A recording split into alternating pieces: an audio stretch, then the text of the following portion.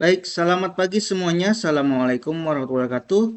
Ya, bertemu lagi dengan saya di mata kuliah Interaksi Manusia dan Komputer.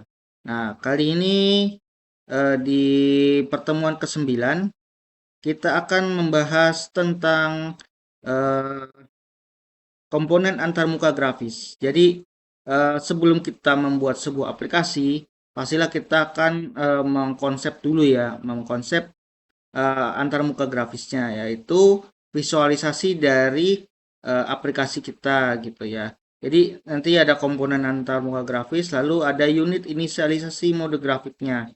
Nah, ini kenapa inisialisasi? Karena kita harus melihat seperti tata letak tombol, kemudian icon-icon yang ada di sana, lalu ada komponen lain seperti itu ya. Baik, kita masuk ke dalam teknologi komputasi antarmuka grafis. Jadi antarmuka grafis sendiri itu definisinya adalah jenis antarmuka pengguna yang menggunakan metode interaksi pada piranti elektronik secara grafis. Jadi bukan perintah teks antara pengguna dan komputer. Ya, hal yang paling penting dalam mewujudkan interaksi manusia dan komputer yang optimal adalah media perantara manusia dan komputer sehingga tercipta sebuah interaksi antara keduanya. Jadi sebenarnya grafis itu memang sangat diperlukan bagi aplikasi ya, bagi pengguna dan juga developernya. Kenapa? Karena pengguna itu pasti bermacam-macam. Ada yang eh, inginnya teksnya itu banyak, ada yang ingin teksnya sedikit aja, simple, lalu ada yang tombol-tombol harus penting ya, seperti itu. Nah, itu makanya biasanya sebelum kita membuat aplikasi, kita harus konsultasi dulu konsepnya bagaimana dari usernya. Nah, biasanya kita konsep dulu di kertas gitu ya, di kertas. Dan nanti ketika sudah kita akan tanyakan ke user apakah seperti ini sudah baik atau tidak seperti itu. Lalu ada media perantara tersebut adalah program aplikasi yang memiliki desain tampilan yang menarik perhatian pengguna, sederhana dan mudah digunakan oleh pengguna. Dalam sejarah perkembangan komputer, dahulu tampilan pada aplikasi yang digunakan masih hanya berbentuk teks putih dan berlatar belakang hitam. Jadi zaman dulu yang namanya DOS ya. DOS itu kalau nggak salah directly operating system OS itu operating system gitu ya. D-nya saya juga lupa ya, DOS. Nah, itu sangat jadul sekali jadi memang cuma ada teks dan juga latar belakang aja gitu. Kemudian seiring berjalannya waktu itu terciptalah sebuah sistem operasi yaitu Windows ya, Windows. Dulu pertama kali memang awalnya Unix lalu ada berkembang lagi itu Windows gitu.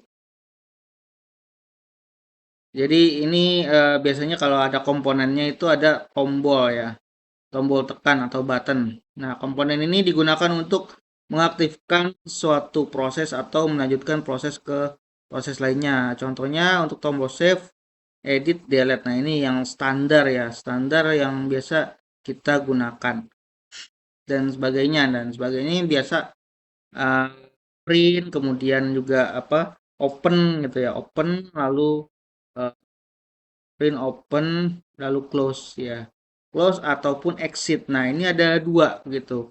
Close itu maksudnya biasa kalau misalkan kita menampilkan banyak jendela itu biasanya close itu dibutuhkan. Kenapa? Karena ketika exit ini biasanya langsung keluar dari aplikasi. Kalau close itu dia menutup window yang ada gitu, dan itu tidak menutup sebuah aplikasinya, hanya window yang ada saja. Itu jadi nanti dibagi dua ya, seperti itu. Tapi juga untuk close dan exit itu tergantung dari user juga ya. Ada yang oh ya nggak apa-apa gitu. Nah, tapi juga ada beberapa yang membutuhkan gitu ya, membutuhkan. Itu perlu dikonsultasikan dengan user. Jadi fungsinya untuk memudahkan pengguna mengetahui fungsi dari tombol tekan yang tersedia. Nah, biasanya tombol diberi label berupa teks dan biasanya juga pakai icon juga sih. Misalkan kalau save itu biasanya gambarnya disket gitu ya. Nah, ini seperti di bawah ini ya. Kalau ada add itu sebenarnya menambahkan. Ya, ya add itu menambahkan, kemudian edit ini biasanya pensil, lalu delete itu silang, save itu checklist. Ada juga kalau save itu biasanya disket ya, gambar disket. Nah, kalau delete ini biasanya juga ada tong sampah juga ya. Gambar tong sampah, edit ini sama, itu gambar pensil. Lalu, nah, spinbox ini maksudnya komponen terbuka yang berfungsi untuk mengatur nilai suatu perubahan yang biasanya bertipe numerik dengan menambahkan atau mengurangkannya. Pertambahan atau pengurangan nilai peubah tersebut dapat diatur sesuai kebutuhan. Nah, maksudnya spinbox ini nih seperti ini ya spinbox ya. Bisa terlihat di sini. Jadi dia ada pengubahnya gitu. Naik atau turun seperti itu ya. Lalu ada listbox. Listbox ini berbeda dengan spinbox yaitu digunakan untuk menampilkan sejumlah pilihan yang tersedia dengan mode teks atau numerik yang dapat dipilih. Nah, seperti ini ya. Kalau bisa dibilang jadi dia bisa dipilih dan juga dia bisa ditekan gitu ya. Ditekan ketika di enter melalui keyboard. Nah, itu bisa ke yang dituju seperti itu. Kemudian itu biasanya ada scroll barnya ya. Scroll bar itu yang di samping ini ya. Scroll bar. Lalu list box terkadang terjadi suatu keadaan di mana panjang suatu pilihan lebih besar dibandingkan lebar list boxnya. Nah, ini bisa kita lihat ini seperti font. Font ini panjang sekali ya. Sebenarnya font ini ada Arial, Arial Black dan sebagainya. Nah, ini kalau ukuran dari tulisan itu sangat kecil sebenarnya. Hanya ini list boxnya agak lebar seperti itu. Kemudian, nah lebar atau tidaknya itu tergantung juga dari windownya ya. Windownya apakah dia itu bisa menutupi layar ataupun tidak gitu. Jika tidak menutupi layar sih bagus ya. Jadi nggak harus besar juga. Ya ini ya di apa namanya disetarakan saja. Tuh. Lalu ada combo box. Combo box ini memiliki fungsi yang sama dengan listbox. Jadi perbedaannya dalam penampilannya pada listbox diisi pilihan ditampilkan langsung seluruhnya, sedangkan pilihan pada combo box tidak akan terlihat langsung. Nah, ini uh, combo box seperti ini ya. Jadi dia drop down, itu drop down pilihannya. Tapi ini tidak bisa ditekan ya. Kalau di listbox itu bisa. Tuh, ini hanya pilihan saja. Lalu di sini ada tekan OK. Nah, ini biasanya kalau di Visual Basic sih sebenarnya dia ada comment ya, button comment. Nah, ini OK ini merujuk kemana gitu. Jadi dia akan menyimpan string ini dan string ini gitu. String blue, string yellow dan string blue. Nah, ini biasanya dia akan eh, memasukkan ke database seperti itu ataupun dia akan mencari database. Nah, nanti dia hubungannya sama database. Nah, ini adalah combo box. Lalu selanjutnya adalah tombol radio. Nah, ini namanya radio button. Komponen ini digunakan untuk memilih salah satu atau lebih pilihan dari sejumlah pilihan yang ada. Nah, ini kalau radio button ini biasanya sih ya digunakan kalau kalian pernah melihat survei ataupun eh, pilihan gender ya laki-laki atau perempuan. Nah, itu biasanya kamu box dan juga pilihan ujian ya. Kalau ujiannya e-learning ataupun daring seperti itu. Nah, itu biasanya pakai yang namanya radio button. Jadi di sini pilihan A, pilihan B dan pilihan C. Pilihan D juga ada. Seperti itu. Nanti dia langsung akan ke database-nya. Lalu ada checkbox. Nah, checkbox ini hampir sama dengan radio button, tapi dia bedanya bentuk tampilan ketika salah satu pilihan dipilih. Nah, jadi dia checklist ya, ada tanda checklistnya. Dan ini bisa hanya satu atau bisa banyak gitu checklistnya. Seperti itu kalau untuk checkbox. Nah, ini biasanya kalian temukan di misalkan pilih ujian yang soalnya itu membutuhkan lebih dari satu jawaban seperti itu. Itu pakai yang namanya checkbox. Lalu di sini ada sliding bar atau scroll bar. Nah, ini biasanya sih nempel ya, cuman kadang kita maksudnya nempel-nempel tuh kan sama list work gitu. Cuman ini emang ada beberapa yang tidak itu. Kalau di website itu dia kadang-kadang enggak ini ya karena dia misalkan mau melihat picture gitu ya, galeri. Nah, ini biasa digunakan ya. Lalu ada yang namanya icon. Nah, icon ini berfungsi untuk sama seperti tombol tekan hanya jika tombol tekan berbentuk sederhana seperti persegi panjang ataupun kotak gitu ya. Tapi kalau icon ini dia bentuknya gambar. Dan untuk membuat sebuah icon itu sebenarnya bisa pakai online ya. Dari online bisa untuk membuat icon. Tapi nanti ketika ditekan dia akan menuju kemana itu di kode programnya. Lalu ada textbook. Nah, textbook ini biasanya bentuknya seperti ini ya. Nah, dia tuh kayak form gitu nantinya. Kalau mau mengisi itu dari textbook gitu. Nah, unit inisialisasi monografik dilakukan dengan terlebih dahulu melakukan deteksi otomatis pada kartu grafik yang dipakai menggunakan fungsi detect dan kemudian melakukan inisialisasi mode grafik menggunakan prosedur init initial grafik menggunakan bahasa pemrograman Turbo Pascal. Eh, untuk inisialisasi grafik sebenarnya banyak sih ya di beberapa pemrograman ada, namun memang berbeda-beda ya antara misalkan Pascal atau Visual Basic atau Java itu ada beda-beda. Tuh.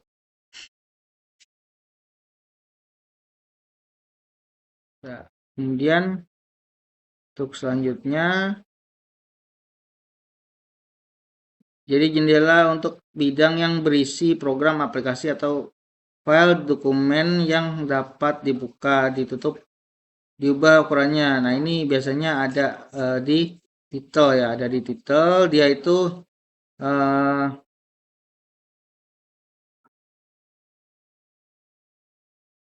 jadi bisa tombol-tombolnya ada minimize, di sini ada maximize ya.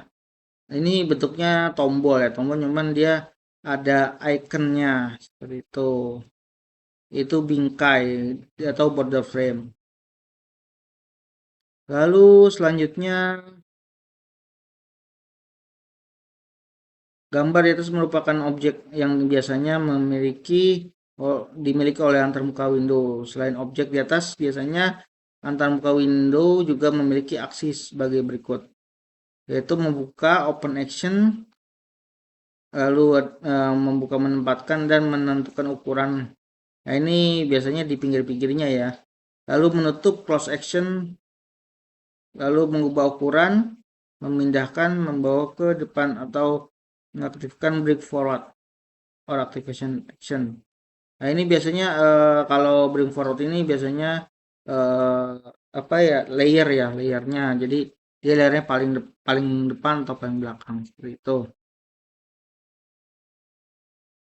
Lalu inisiasi mode grafik dilakukan dengan terlebih dahulu melakukan deteksi otomatis pada kartu grafik yang dipakai menggunakan fungsi detect dan kemudian melakukan inisialisasi mode grafik menggunakan prosedur ingrap menggunakan bahasa pemrograman Turbo Pascal. Nah, sebenarnya kalau bahasa pemrograman Turbo pemrogramannya banyak sih sebenarnya. Hanya Turbo Pascal juga sih ini ya, dibuatnya pakai dia materinya pakai Turbo Pascal gitu ya. Ini Grab juga dibuat untuk mengemas statement untuk menginisialisasi mode grafik dan pelaporan kesalahan.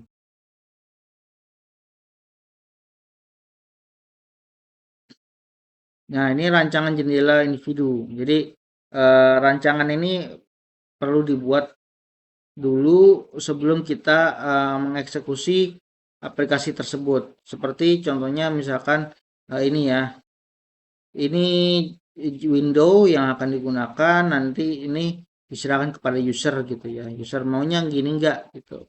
Atau bagaimana maunya seperti itu ya. Lalu form-form, kemudian ada eh, misalkan jendela eksekusi dan lain-lain sebenarnya. Lalu gambar ini merupakan objek yang biasanya dimiliki oleh antarmuka. Nah, ini tadi ya. Nah ini dia space filling. Jadi dia akan berlapis gitu ya, akan berlapis. eh, Bisa cascade tumpukannya ya, tumpukannya cascade ataupun yang lain, dependent window opening. Ya, di sini memang ada tugas koordinasi adalah konsep tugas yang menggambarkan bagaimana objek informasi berubah berdasarkan pada aksi. Jadi ada sinkronisasi, ada hierarki, lalu direct selection, two dimension browsing.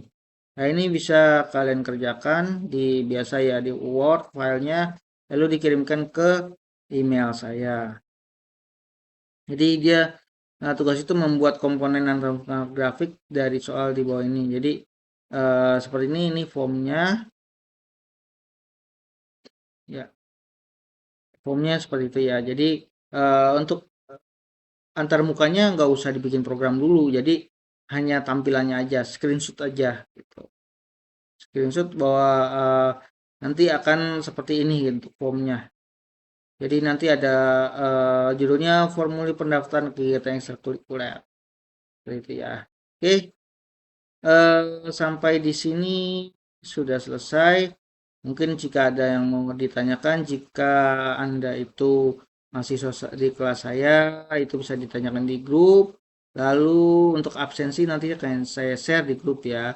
Jika nanti ada yang mau bertanya di luar eh, di luar kelas saya, bisa di komentar ini ya, di komentar silahkan ditanyakan.